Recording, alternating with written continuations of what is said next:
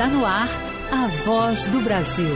As notícias do governo federal que movimentaram o país no dia de hoje. Boa noite. Boa noite para você que nos acompanha em todo o país. Quinta-feira, 24 de outubro de 2024. E vamos ao destaque do dia: cooperação internacional. Brasil encerra a participação na reunião de cúpula do BRICS na Rússia, com declaração conjunta sobre temas como mudanças climáticas, fome e guerras. Chanceler brasileiro reforçou o convite para que países se unam à proposta de uma aliança global contra a fome e a pobreza. E reiterou a posição a favor de negociações de paz na guerra da Rússia e da Ucrânia e no conflito na faixa de Gaza entre Israel e Hamas. Jéssica Gonçalves.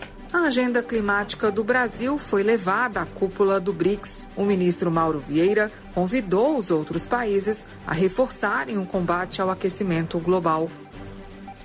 Exportação de pescados brasileiros no primeiro semestre deste ano já chega próximo ao vendido em todo o ano passado. Facilitação do acesso ao mercado dos Estados Unidos deve ajudar piscicultores brasileiros a venderem ainda mais. E o Brasil se consolida também como o maior exportador mundial de algodão, com abertura à Arábia Saudita para o produto brasileiro. Você vai ouvir também vacinação. O Ministério da Saúde iniciou a distribuição de 1.200.000 doses de imunizantes contra a Covid-19 e regulariza abastecimento em todo o país. E nós vamos falar da importância da vacina, especialmente para os idosos, grupo de maior risco de complicações pela doença. Hoje, na apresentação da Voz do Brasil, Mariana Jungmann e Luciano Seixas. E acompanhe a gente ao vivo. Acesse radiogov.ebc.com.br ou o canal Gov na sua TV aberta.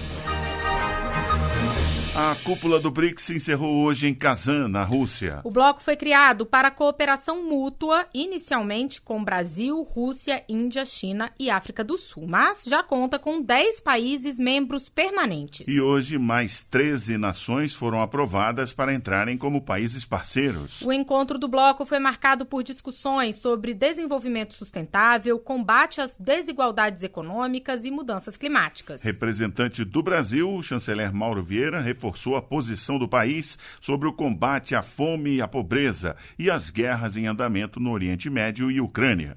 Na 16ª cúpula do BRICS, em Kazan, os líderes do bloco aprovaram a entrada de novos países parceiros, que ainda serão convidados pela Rússia, atual presidente do grupo.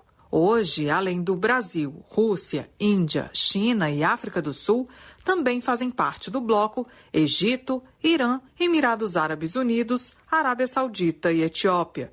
Também foi aprovada a declaração final da cúpula, com 134 pontos que tratam, entre outros temas, do combate ao terrorismo e às desigualdades econômicas, governança global da inteligência artificial, mudanças climáticas e a promoção de um desenvolvimento sustentável e inclusivo. O ministro das Relações Exteriores, Mauro Vieira, lembrou a proposta que o Brasil vai levar ao encontro das 19 maiores economias do mundo, mais União Europeia e União Africana, o G20, em novembro, no Rio de Janeiro. O Brasil escolheu como prioridade da sua presidência do G20 a inclusão social, o enfrentamento da mudança do clima e a reforma da governança global, incluindo a Organização das Nações Unidas, as instituições financeiras internacionais, entre outros. Convidamos todos a aderirem à Aliança Global contra a Fome e a Pobreza, que vai mobilizar recursos para a implementação de políticas de eficácia comprovada contra esses flagelos. O último dia da cúpula, na cidade russa de Kazan, reuniu representantes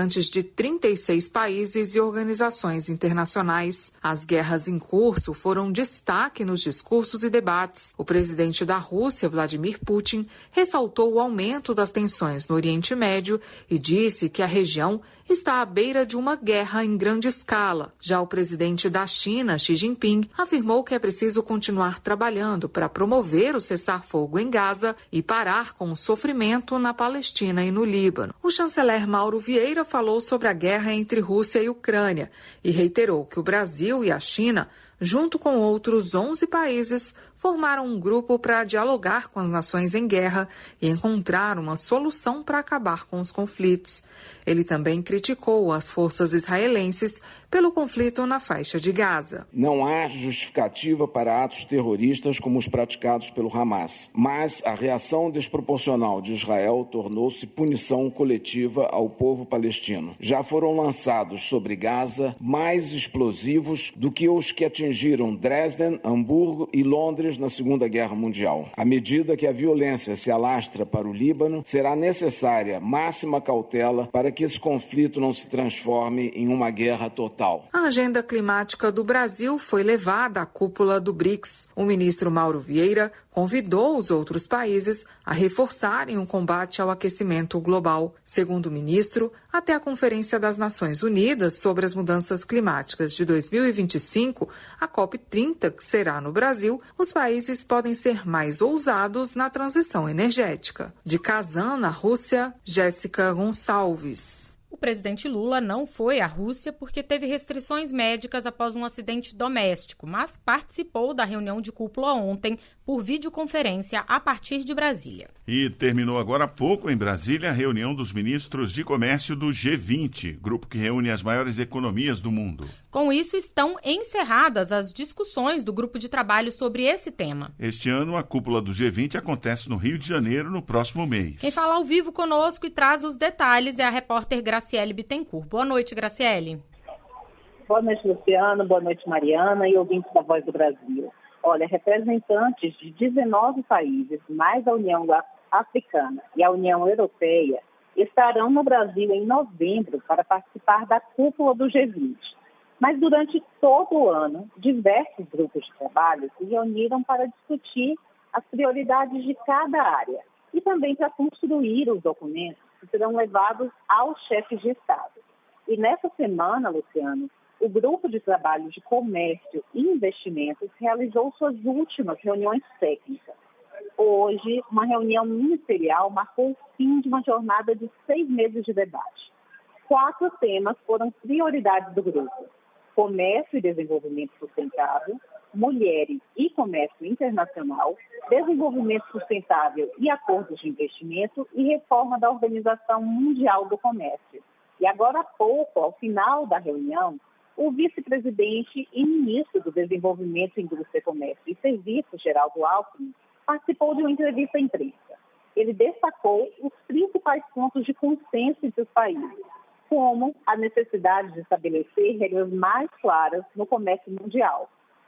São países bem diferentes, mas se conseguiu um entendimento. Primeiro, a importância do comércio internacional, mas que isso se faça dentro de princípios. Não é crescer destruindo o meio ambiente. Então, sustentabilidade, um desenvolvimento e investimentos que enxerguem a inclusão e enxerguem a sustentabilidade. Depois, fortalecer o multilateralismo. E olha, Mariana, como resultado desse grupo de trabalho, foram produzidos 4 documentos. Esses documentos serão anexados à declaração de líderes da cúpula do G20 no Rio de Janeiro. Luciano, Mariana, eu volto com vocês. Obrigado, Graciele, pela participação ao vivo aqui na Voz do Brasil.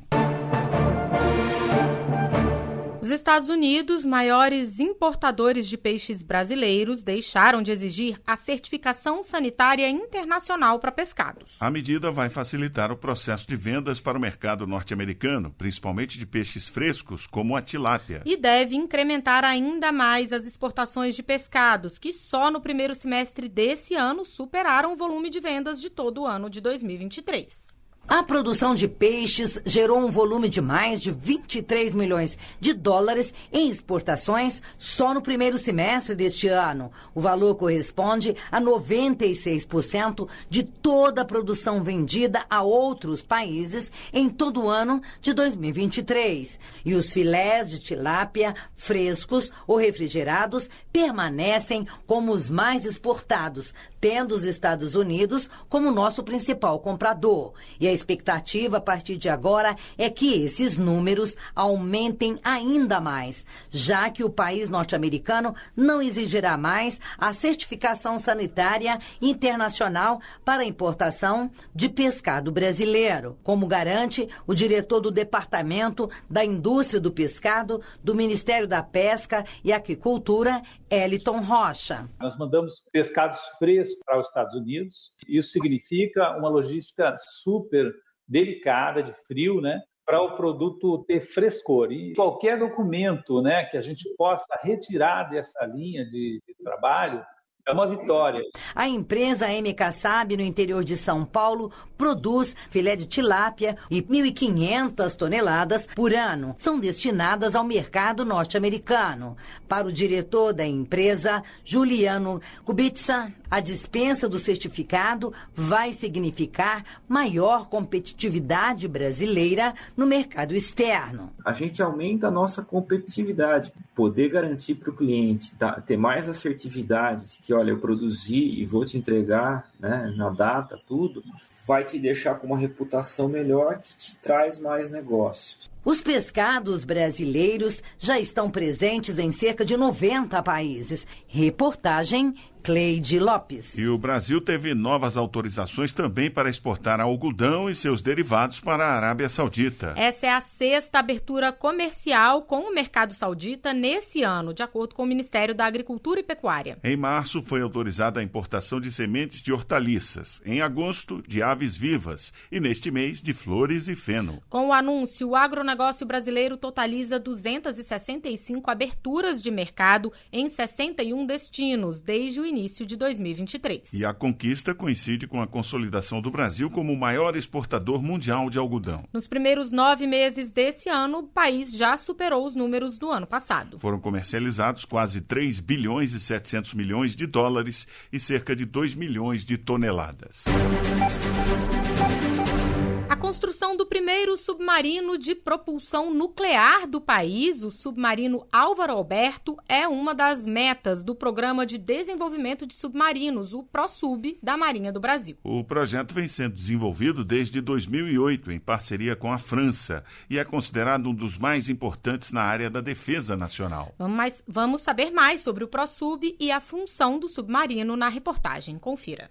O submarino movido a energia nuclear será uma peça fundamental para garantir a proteção da Amazônia Azul, a vasta área oceânica sobre a qual o Brasil tem domínio. Esta área é rica em recursos, incluindo petróleo e biodiversidade marinha, além de ser crucial para o comércio exterior do país, já que mais de 95% das exportações brasileiras passam por essas águas. Com esse projeto, a Marinha do Brasil busca reforçar a presença brasileira no Atlântico Sul e proteger suas riquezas. O contraalmirante Valicente explica um pouco mais sobre o submarino. Com relação ao nosso submarino nuclear, o submarino Álvaro Alberto, ele tem somente a propulsão nuclear. Ou seja, ele é um submarino que, evidentemente, não possui qualquer armamento nuclear. Os armamentos do submarino são convencionais.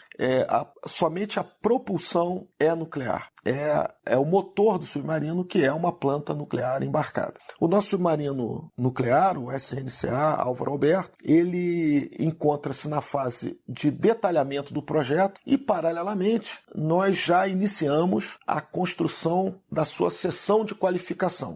O ProSub não se limita apenas ao submarino movido a energia nuclear. O programa já entregou 2 submarinos convencionais, o Riachuelo e o Maitá, e prevê a entrega de mais 2 até 2026. Esses submarinos também desempenham um papel essencial na defesa das águas brasileiras, complementando as capacidades do futuro submarino nuclear. O contraalmirante Valicente fala mais sobre o ProSub. Nós estimamos que cerca de 60 mil empregos diretos e indiretos estejam sendo gerados no programa. Além disso, nós tivemos intercâmbio com cerca de 20 instituições de ensino e pesquisa, universidades.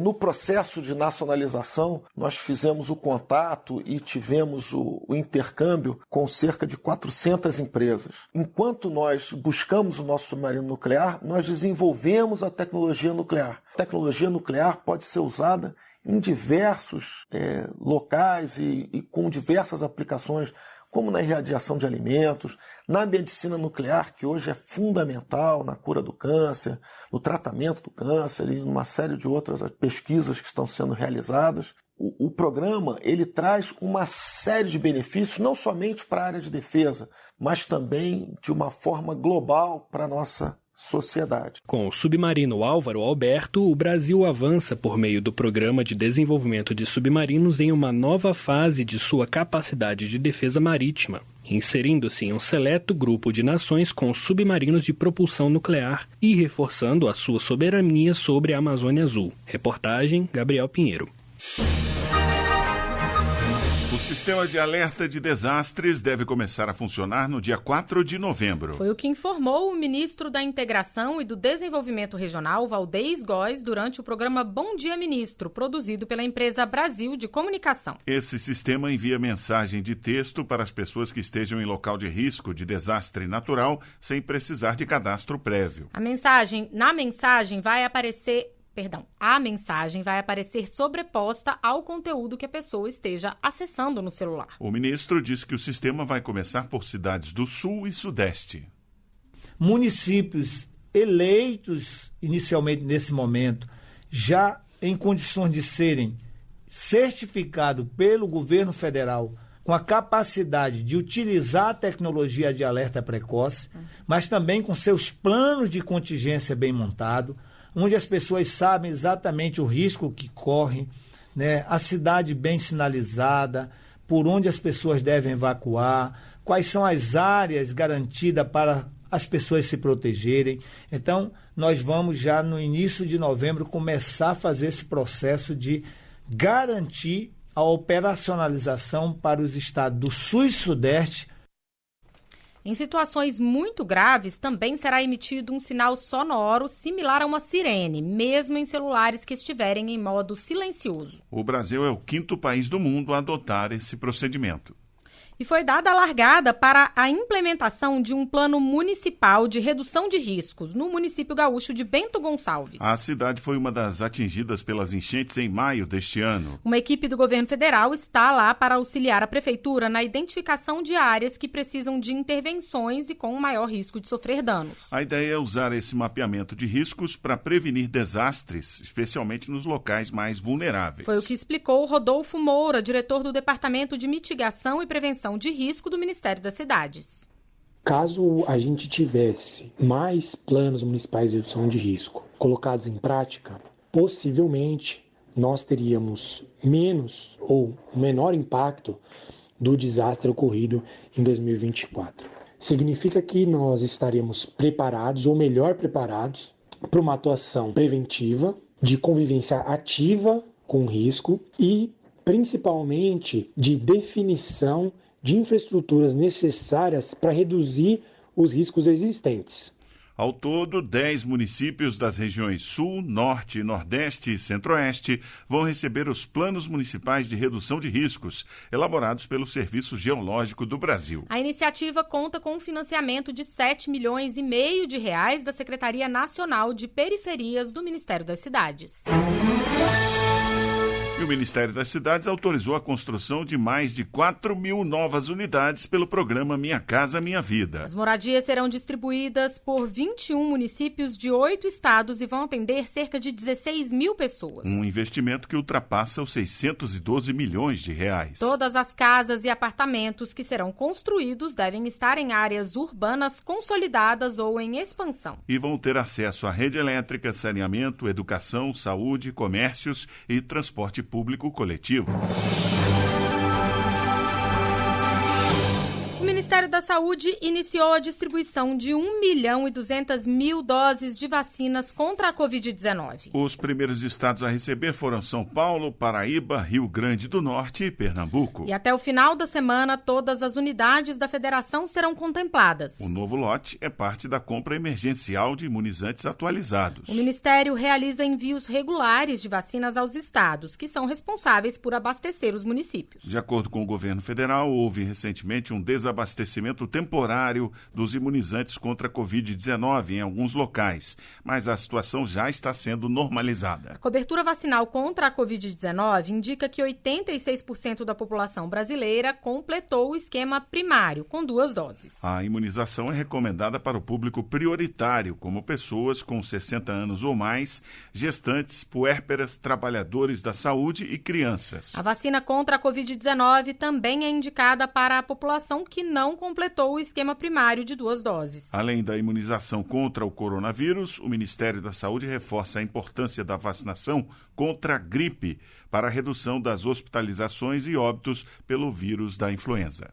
Aos 92 anos, a aposentada Amélia de Brito não se descuida, mantém a caderneta de vacinação sempre atualizada. Sempre, todo ano, quando tem a propaganda das vacinas, eu vou tomar. Todo ano. Assim como as crianças, os idosos, como a dona Amélia, também precisam ficar de olho na caderneta de vacinação. Com as doses em dia, fica mais difícil se contaminar. E para quem está vacinado e mesmo assim pega a doença, ela não costuma evoluir e ficar mais grave. O diretor do Departamento do Programa Nacional de Imunizações do Ministério da Saúde, Éder Gatti, explica a importância da vacinação entre os mais velhos. Os idosos, eles são considerados grupo de risco para vacinação contra a Covid-19 e contra a gripe, porque esse grupo tem um risco maior de fazer formas graves da doença, que é o que nós chamamos de síndrome respiratória aguda grave, e o risco também é maior para o óbito, para a morte. Essa síndrome inclui uma série de sintomas gripais, como febre, calafrios, tosse e dor de garganta e cabeça. Mas no caso dessa síndrome, os sintomas evoluem e comprometem a respiração do paciente. Entre os vírus que podem causar a síndrome respiratória aguda grave estão o da Covid-19 e o da influenza, ambos com vacina ofertada pelo Sistema Único de Saúde. A geriatra Marcela Pandolfi explica que é importante se vacinar todos os anos, porque as vacinas contra a gripe e Covid-19 são atualizadas e passam a proteger ainda mais o paciente. Quando a gente fala em vírus, eles têm uma capacidade de replicação e uma capacidade de modificação, de mutação muito grande. Então, a cada ano, esses vírus, eles mudam de forma. Então, tanto o Ministério da Saúde como algumas instituições, eles fazem uma análise dos vírus que foram mais prevalentes naquela época do ano, que mais causaram doença, para poder pegar partículas desses vírus e compor uma nova vacina. Se você quer tomar a vacina contra a gripe e a Covid-19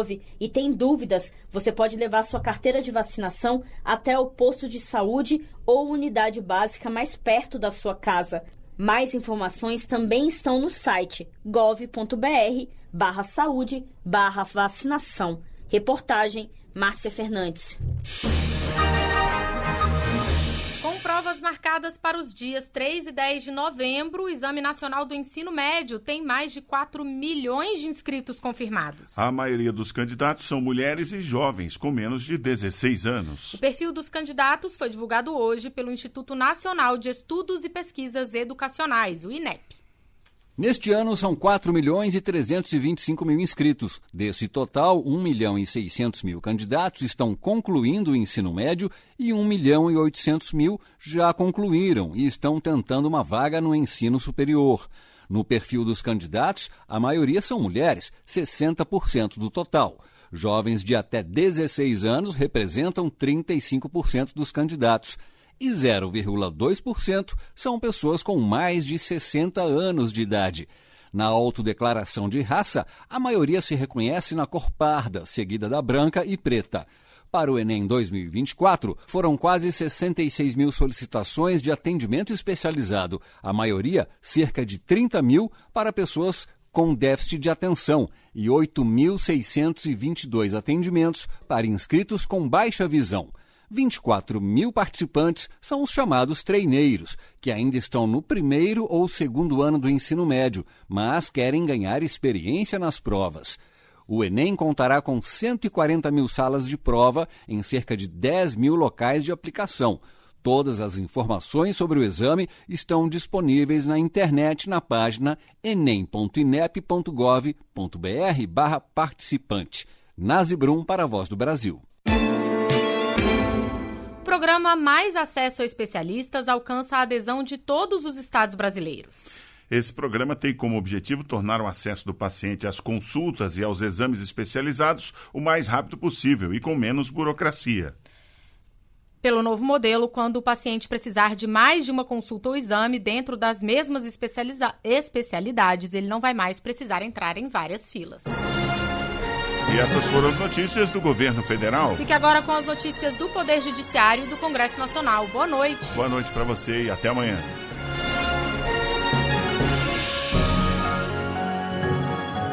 A Voz do Brasil. Governo Federal.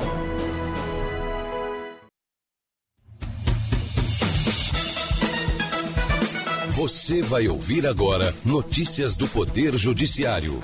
STF valida lei que inclui cooperativas médicas no regime de recuperação judicial. Presidente do TSE convida eleitores a votarem no segundo turno das eleições municipais. STJ permite que mãe entregue filho para adoção sem conhecimento da família. Boa noite, eu sou Ariana Fonseca. E eu sou Walter Lima. Plenário do Supremo Tribunal Federal valida a Lei de Falências e Recuperação Judicial, que inclui as cooperativas médicas operadoras de planos de saúde no regime de recuperação judicial. Para a maioria do colegiado, não houve irregularidades no processo legislativo que deu origem à lei.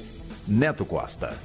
De acordo com a Procuradoria-Geral da República, a autora da ação, o projeto de lei aprovado pela Câmara dos Deputados excluía todas as cooperativas do regime de recuperação judicial. O texto, contudo, foi alterado no Senado Federal, que incluiu na norma as cooperativas médicas operadoras de planos de saúde. Para a PGR, a alteração deveria ter tramitado como emenda aditiva, que altera significativamente o projeto de lei, mas isso não ocorreu. O julgamento estava empatado e, na sessão de hoje, o ministro Luiz Roberto Barroso deu o voto de desempate pela constitucionalidade da lei. Para o presidente do STF, o texto não inovou, mas foi incluído como forma de deixar claro um comando que já constava da lei. Presidente do Tribunal Superior Eleitoral, ministra Carmen Lúcia, convida eleitores a votarem. 51 municípios, sendo 15 capitais, vão ter segundo turno neste domingo. Maíla Lara. Ao encerrar a sessão plenária do TSE, na manhã desta quinta-feira, a ministra Carmen Lúcia reforçou a importância do voto. Que todas as eleitoras e os eleitores compareçam às urnas, votem, sejam democratas para que honrem a sua história e a história democrática do Brasil. O período de votação será das 8 horas da manhã às 5 da tarde, no horário de Brasília. Mãe pode fazer entrega voluntária de filho para adoção sem consultar o suposto pai e a família do recém-nascido, como os tios, por exemplo. Essa conclusão é do Superior Tribunal de Justiça. Fátima Uchoa. O juiz homologou a renúncia da mãe ao poder familiar e encaminhou o filho recém-nascido para a adoção em sigilo como ela queria. O Tribunal de Justiça de Minas Gerais determinou que antes da adoção fossem esgotadas as possibilidades de inserir a criança na família extensa. Já a terceira turma do STJ entendeu que o direito da mãe biológica ao sigilo é fundamental para garantir segurança e tranquilidade do pré-natal até o parto. Para o relator ministro Moura Ribeiro, o sigilo previsto em lei visa evitar práticas como o aborto clandestino e o abandono irregular de crianças. Técnica de farmácia pode romper contrato de trabalho por receber menos que colegas. A decisão é da terceira turma do Tribunal Superior do Trabalho. Larissa de Paula. Ao ser promovida para o cargo de técnica de farmácia, a empregada notou diferenças salariais em relação aos colegas homens na mesma função. O Tribunal Regional do Trabalho da 2ª Região em São Paulo aceitou o pedido de equiparação, mas afastou o rompimento do contrato. No Tribunal Superior do Trabalho, a terceira turma avaliou que a falta de isonomia é grave o suficiente para romper o vínculo de trabalho por culpa do empregador, que terá de pagar as diferenças salariais e as verbas rescisórias devidas na dispensa imotivada. Justiça Federal aceita denúncia contra diretor e funcionária terceirizada da Universidade Federal da Paraíba por injúria preconceituosa. A denúncia foi proposta pelo Ministério Público da Paraíba e seguida pelo Ministério Público Federal. Júlia Costa. De acordo com a denúncia, a funcionária teria impedido uma estudante de utilizar o banheiro feminino, afirmando que ela seria um homem, e depois levou a vítima à sala da administração da universidade, onde o diretor teria exigido que ela apresentasse documento que comprovasse o seu gênero. Para o Ministério Público Federal, a situação configura crime previsto tanto no Código Penal como na lei que define os crimes resultantes de discriminação ou preconceito. Você acompanha outras notícias do Poder Judiciário em 104,7 FM para o Distrito Federal e em torno. Ou pelo canal 1.3 da TV aberta em Brasília. Ouça também pelo TuneIn de qualquer lugar do mundo. Ouça também e baixe agora o TV Justiça Mais disponível na loja de aplicativos do seu celular. Uma boa noite. E até amanhã. Notícias do Poder Judiciário, uma produção da Rádio Justiça, Supremo Tribunal Federal.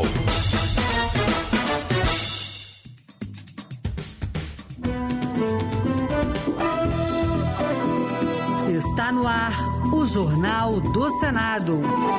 Eu sou Paula Groba. E eu sou Ricardo Nacaoca. E estes são os destaques de hoje do Jornal do Senado, que começa agora. O plenário vai decidir se prorroga a isenção da taxa de navegação no Norte e Nordeste. Congresso pode regulamentar mercado de carbono antes da COP29. Senadora pede aprovação de limites para juros do cartão de crédito e cheque especial.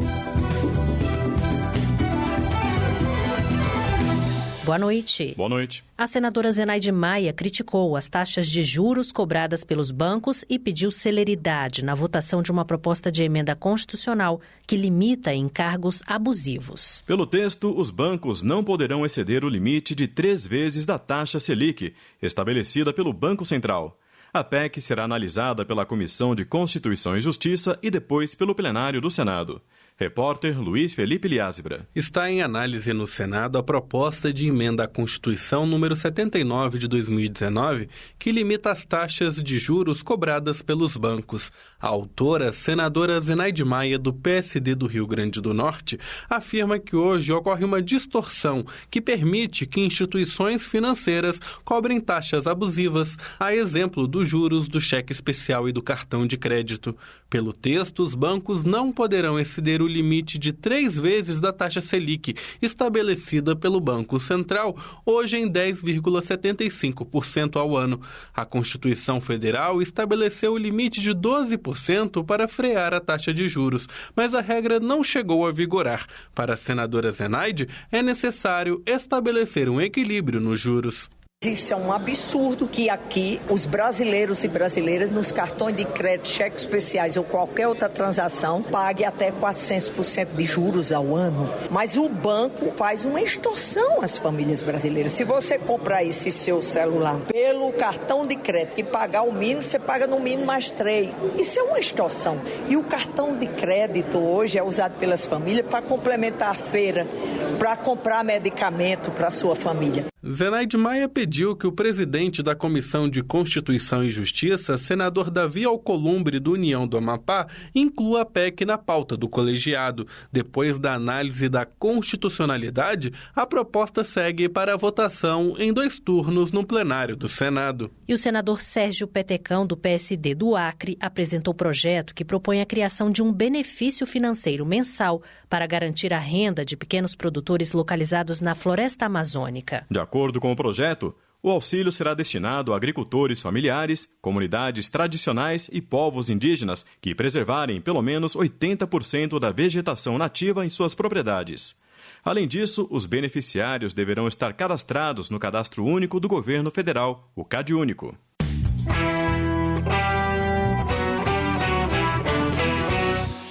A Comissão de Assuntos Econômicos aprovou a prorrogação da isenção do imposto de navegação sobre cargas para as regiões Norte e Nordeste. A proposta, que seguiu com pedido de urgência para análise do plenário, estende o benefício até 2031. Repórter Bruno Lourenço. O adicional ao frete para a renovação da Marinha Mercante foi criado para auxiliar a indústria de construção e reparação naval brasileira. A não incidência da taxa sobre as mercadorias cuja origem ou destino seja porto localizado na região Norte ou Nordeste, vem sendo tratada por leis e medidas provisórias desde a década de 1990. A lei, que ficou conhecida como BR do Mar de 2022, deu mais 5 anos para a isenção da taxa. O projeto de lei aprovado na Comissão de Assuntos Econômicos estende o benefício até 2031. O relator, senador Eduardo Braga, do MDB do Amazonas, diz que o Norte e o Nordeste já enfrentam custos logísticos maiores e não deveriam financiar estaleiros concentrados no Sudeste, em especial no Rio de Janeiro. Assim, de fato, parece apropriado que os habitantes e empresas dessa região não sofram o encargo de financiar o fundo da Marinha Mercante, e em especial em função das estiagens que têm alcançado essas regiões de forma repetida em 2023 e em 2024, as duas maiores estiagens da história dos últimos 150 anos da Amazônia. A prorrogação da isenção da taxa de navegação de cargas nas regiões Norte e Nordeste seguiu para análise do plenário do Senado. A Comissão de Infraestrutura analisa o projeto que estabelece estímulos para a transição energética. A proposta deverá ser votada na segunda semana de novembro. O Programa de Aceleração da Transição Energética prevê a criação do Fundo Verde, formado por créditos tributários de empresas junto à União e administrado pelo BNDES, para oferecer garantias em financiamentos de projetos de desenvolvimento sustentável. O relator, senador Laércio Oliveira, do Progressistas de Sergipe, explicou que ao reduzir riscos e incertezas, aumentando a viabilidade dos projetos, o PATEM vai funcionar como uma importante ferramenta para combater os impactos adversos das mudanças climáticas. O senador Laércio incluiu na proposta a geração de energia nuclear entre os projetos de desenvolvimento sustentável previstos, ao destacar que essa fonte é uma das alternativas de geração mais eficientes na redução das emissões de gases de efeito estufa. Os projetos de energia e de descarbonização são intrinsecamente intensivos em capital, demandando esforço significativo dos agentes para que possam viabilizar seus projetos. Já o líder do governo no Senado, Otto Alencar, do PSD da Bahia, afirmou que os parlamentares estão empenhados em aprovar a regulamentação do mercado de carbono até o mês de novembro, antes da Conferência das Nações Unidas sobre Mudanças Climáticas, a COP29. Otto Alencar afirmou que há um consenso entre a Câmara e o Senado para garantir a aprovação do marco regulatório. A proposta estabelece que as empresas que ultrapassarem o limite de emissões de gases poluentes deverão comprar créditos de outros estabelecimentos que produzam abaixo desse limite. O texto também permite que entidades públicas ou privadas vendam projetos de preservação e reflorestamento para empresas interessadas em compensar suas emissões de carbono. Segundo o senador, os relatores de ambas as casas deverão se reunir por videoconferência esta semana para definir os ajustes finais do texto. A senadora Leila Barros, do PDT do Distrito Federal, é a relatora da proposta no Senado. Otto Alencar acrescentou que uma emenda da Câmara dos Deputados, que prevê um percentual de proteção para as florestas e os povos indígenas, poderá ser incluída posteriormente por meio de decreto após a aprovação da lei. Já se tem uma noção do valor do que significa o crédito de carbono para o Brasil e para o mundo também como um todo. Ter o ar limpo que você respira e depende muito disso. E a preservação de florestas depende muito disso.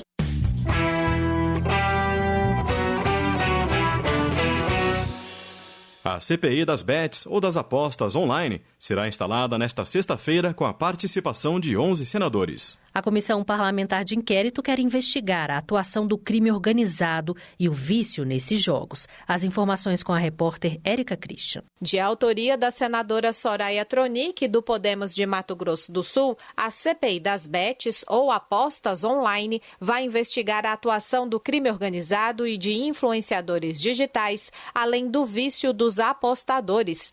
Ela destacou ainda um foco nas empresas que ainda não pediram registro ao Ministério da Fazenda. Essas empresas do exterior, elas precisam se habilitar aqui no Brasil. E eles mudam os seus CNPJs sem o cliente sequer sonhar. Então, eles têm uma habilidade tecnológica que nós ainda estamos engatinhando. O senador Marcos Rogério, do PL de Rondônia, defende que a CPI investigue o vício nas apostas que provocam o endividamento. Mas tem um outro aspecto, que é o jogo em si e o que ele está causando na sociedade. Sem orientação, sem fiscalização, sem controle. Tudo isso nós vamos ter que investigar. Você tem todo um espaço desprotegido. Na instalação nesta sexta-feira, os 11 integrantes da CPI das Bets deverão eleger o presidente, que deverá ser o senador Dr. Irã, do PP de Roraima, que poderá designar como relatora Soraya Tronic.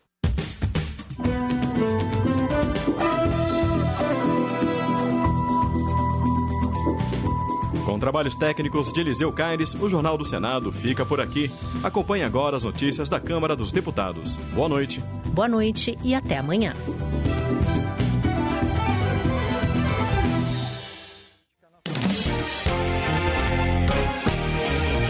Jornal Câmara dos Deputados.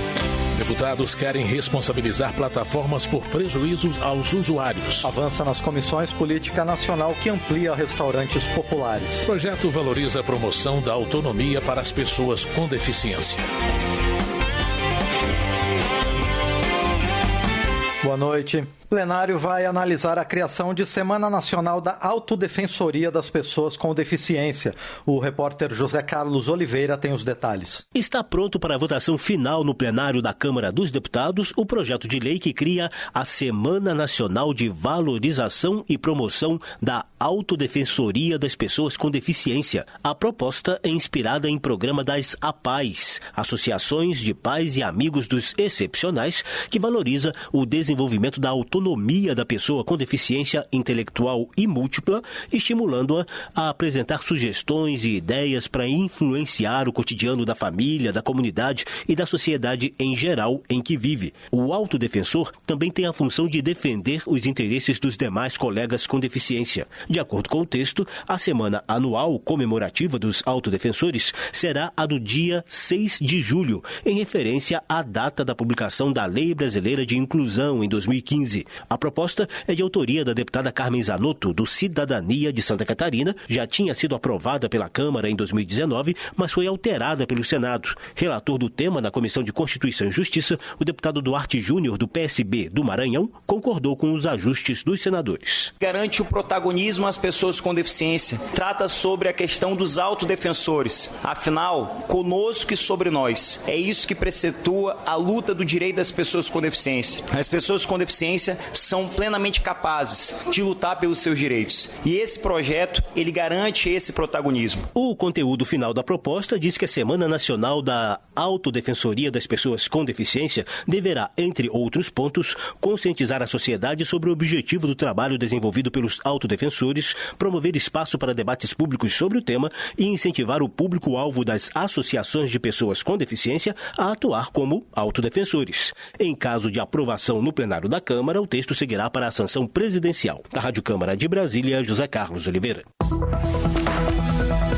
A Câmara analisa projeto que atualiza a nomenclatura sobre pessoas com deficiência e padroniza as competências dos profissionais do atendimento educacional especializado. Autor da proposta, Saulo Pedroso, do PSD de São Paulo, explica que a medida busca unificar a linguagem e definir melhor as funções desses profissionais. O projeto de Saulo Pedroso também reforça o direito de crianças autistas a um acompanhante especializado e define que o atendimento educacional especializado também pode ocorrer no contraturno escolar.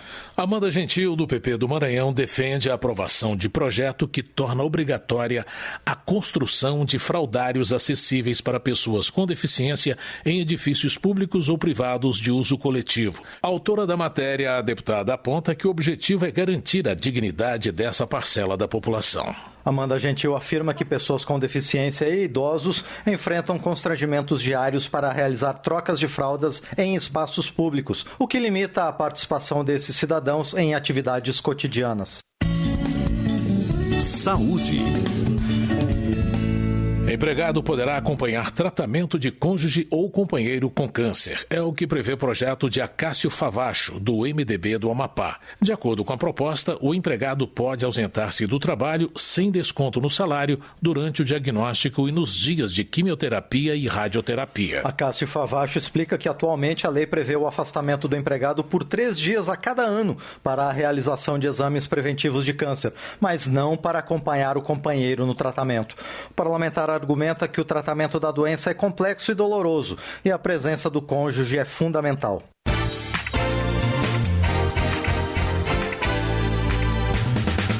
Comissão aprova a proposta que prorroga licença maternidade nos casos de internação em decorrência do parto. A repórter Maria Neves tem mais detalhes. Em análise na Comissão de Finanças e Tributação da Câmara, projeto amplia o período de licença maternidade nos casos em que a mãe ou a criança fiquem internadas em consequência de complicações no parto. Pelo texto, a mulher terá direito ao benefício se o período de internação for maior que 2 semanas. Nesse caso, os 120 dias de licença deverão começar depois da alta hospitalar. O projeto que veio do Senado também prevê que, se a mulher tiver recebido o período de repouso anterior ao parto, esse tempo deverá ser descontado dos 4 meses de licença maternidade. Ainda conforme a proposta, o salário maternidade será pago durante todo o período de afastamento da mãe, incluindo a internação. Para a deputada missionária Michele Collins, do PP de Pernambuco, garantir esse direito ao recebimento do salário durante todo o afastamento do trabalho é importante não só para a mãe, mas também para o bebê. É muito importante para as mulheres. Se coloca que as mulheres e os bebês que são prematuros poderão ter esses dias para receber o salário, porque quando começa a contar a maternidade, o salário maternidade, ele conta dentro de um prazo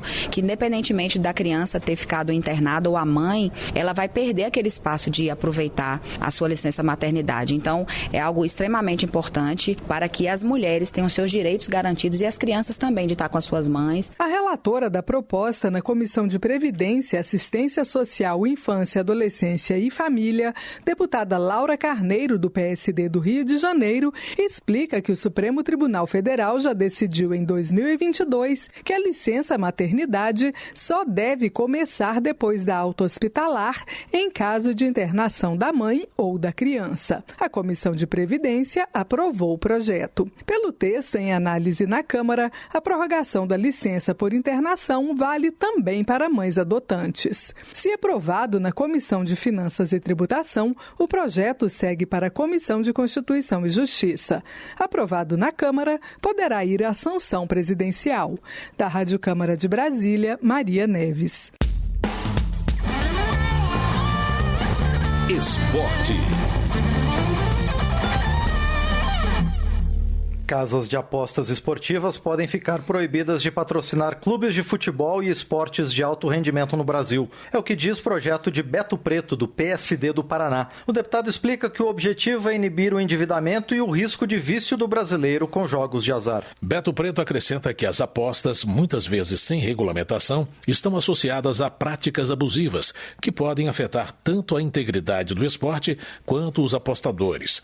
De acordo com o parlamentar, apesar de a Constituição defender a livre iniciativa, são necessárias medidas legais que protejam a saúde pública. Está em tramitação na Câmara projeto que combate o vício em jogos online. A proposta é de autoria de Vicentinho Júnior, do PP do Tocantins, e estabelece um serviço social de apoio telefônico para pessoas com problemas de dependências em jogos online. De acordo com a proposta, o serviço vai funcionar 24 horas por dia e de forma gratuita, com apoio de profissionais especializados em dependência digital e prioridade de atendimento psicológico pelo SUS. Vicentinho Júnior argumenta que o vício em jogos online cresce no país e, por isso, é necessário que o Estado ofereça suporte adequado. Cultura. O projeto em análise na Câmara propõe a criação de um Fundo Nacional para financiar e manter o Carnaval, gerido pelo Ministério do Turismo. Proposto por Washington Quaquá, do PT do Rio de Janeiro, o projeto prevê que o fundo será alimentado por uma contribuição de 0,5% sobre a venda de bebidas alcoólicas nacionais e 1% para as importadas. Os recursos serão divididos em 70% para escolas de samba, 20% para blocos independentes e 10% para outras manifestações culturais do Carnaval. O projeto também prevê um comitê gestor com representantes de grupos carnavalescos. O Washington Quaquá destaca que a medida vai garantir recursos e a profissionalização do setor. Educação. Está em análise na Câmara projeto que isenta instituições universitárias que aderirem ao ProUni da contribuição previdenciária sobre a folha de pagamento. A proposta foi apresentada por professor Alcides, do PL de Goiás. O projeto também permite que estudantes beneficiados pelo FIES possam quitar parte da dívida com trabalho em órgãos federais. Pela proposta de professor Alcides, a cada semestre de trabalho com carga horária de 4 horas diárias, o aluno poderá abater 4 semestres do financiamento. Trabalho. A comissão aprova a jornada de trabalho de até 30 horas semanais para psicólogos. O repórter José Carlos Oliveira tem os detalhes da votação. A Comissão de Finanças e Tributação da Câmara dos Deputados aprovou o projeto de lei que fixa em até 30 horas semanais a jornada de trabalho dos psicólogos. O texto altera a lei que regulamentou a profissão em 1962, mas não estabeleceu regras sobre o expediente da categoria. Coautora da proposta, a deputada Érica Cocai, do PT do Distrito Federal, ressaltou benefícios para os psicólogos e também para a população. Reduzir a carga horária significa entender o que representa o trabalho dos psicólogos e psicólogas. Todas as políticas públicas têm que ter o olhar dos profissionais de psicologia para que possam atender cada vez melhor a população brasileira. Então eu diria que nós vivenciamos uma sociedade com muito sofrimento psíquico e reduzir a jornada significa valorizar esses profissionais. O relator da proposta, deputado Lindbergh Farias, do PT do Rio de Janeiro, fez alguns ajustes no texto original a fim de adequá-lo financeiramente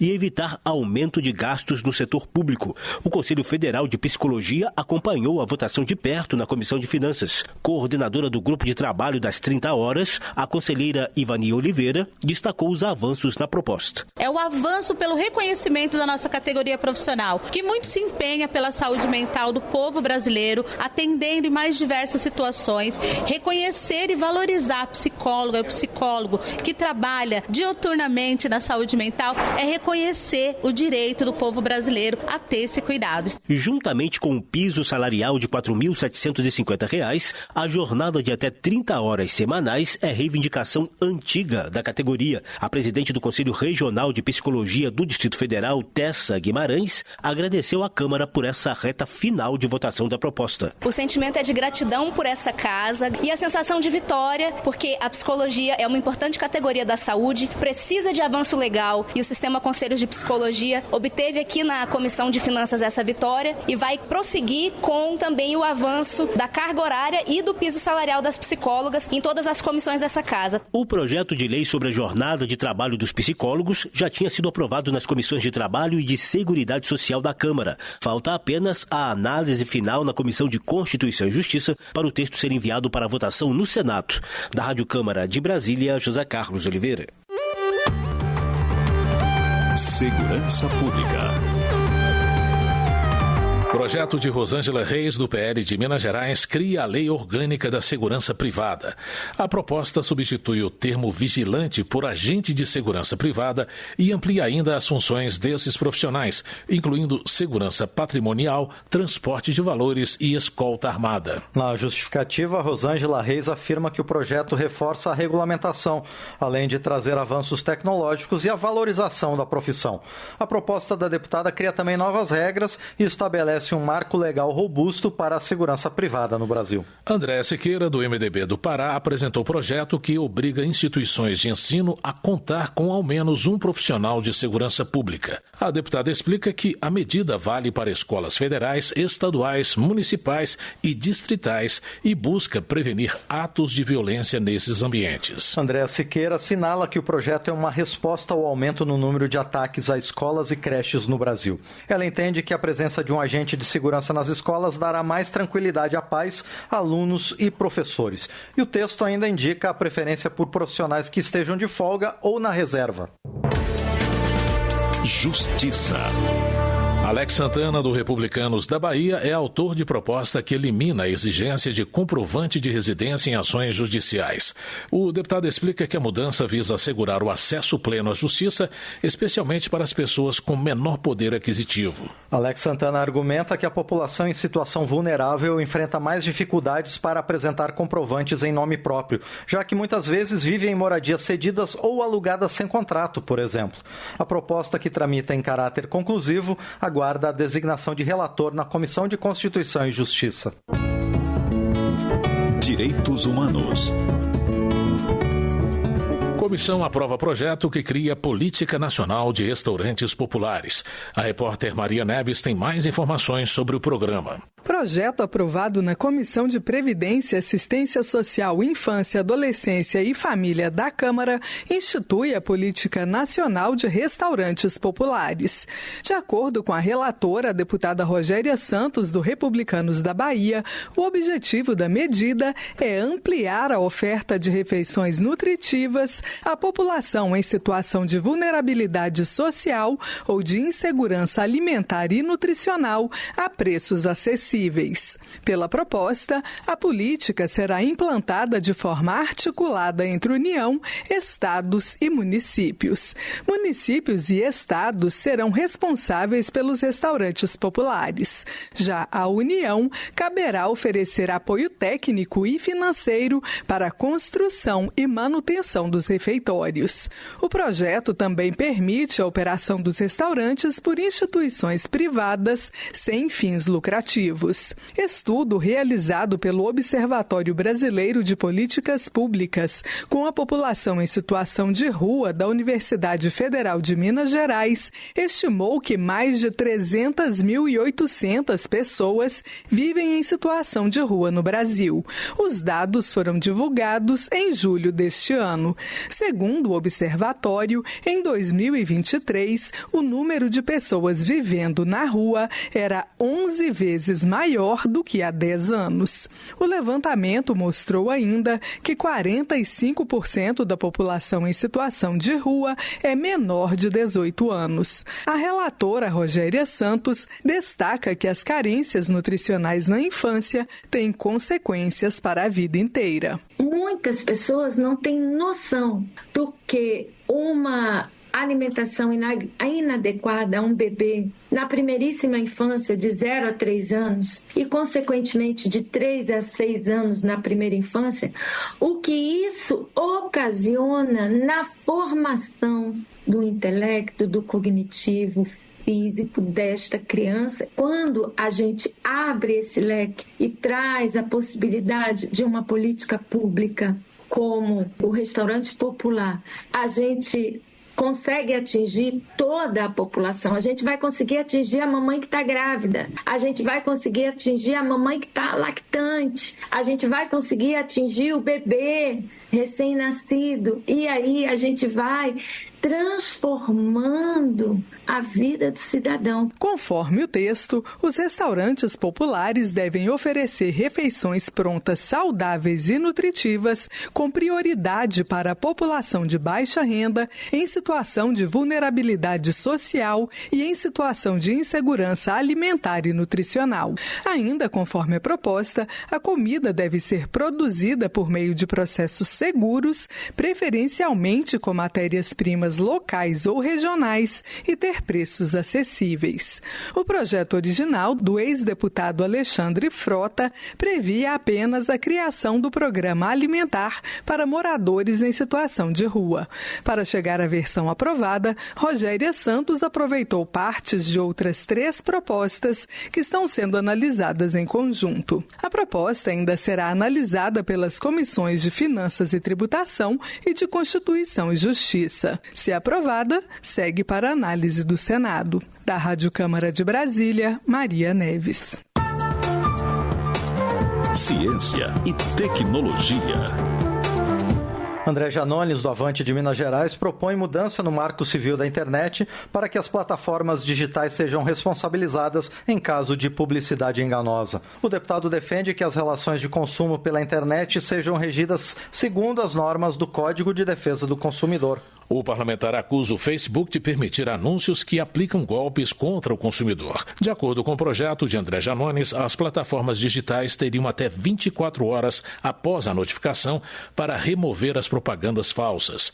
Outro ponto da proposta exige a publicação de relatórios de transparência semestrais. Antônia Lúcia, do Republicanos do Acre, apresentou o projeto que pretende aumentar a proteção de usuários de redes sociais contra invasões de contas. De acordo com o texto, as plataformas devem devem restabelecer o acesso seguro às contas, notificar as autoridades e neutralizar dados expostos de maneira ilícita. A deputada alerta que muitos brasileiros se tornam vítimas de extorsões e fraudes após a invasão em redes como o Instagram, por exemplo. A proposta para Antônia Lúcia busca responsabilizar as plataformas e garantir reparações mais rápidas às vítimas de crimes digitais. Termina aqui o Jornal Câmara dos Deputados com trabalhos técnicos de Rafael Santos e apresentação de José Carlos Andrade e Márcio Aquilissardi. Boa noite. Uma ótima noite. A Voz do Brasil está de volta amanhã.